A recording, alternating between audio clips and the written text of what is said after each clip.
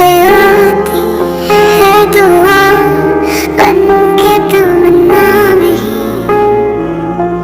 जिंदगी गुजर तेरी बंदगी में खुदाया में।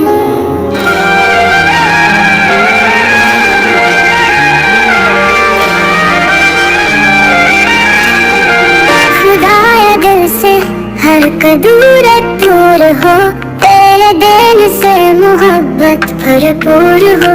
महफिल हो या तन्हाई हो, बस तेरा ही जिक्र हो।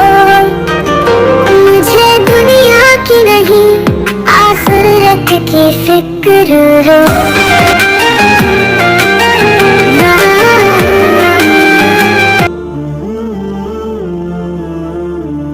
आइए आपको आपकी मंजिल तक पहुंचा दूं।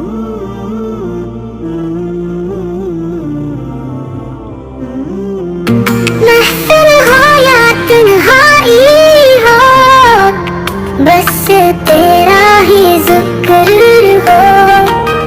मुझे दुनिया की नहीं आखिरत की फिक्र हो।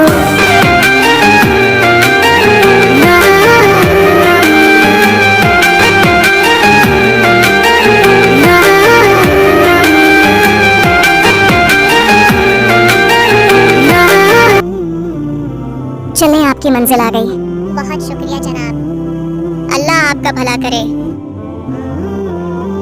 ये एक खूबसूरत अमल है कि आप रास्ते में किसी की मदद करें और उन्हें मंजिल तक पहुंचाने में मदद करें।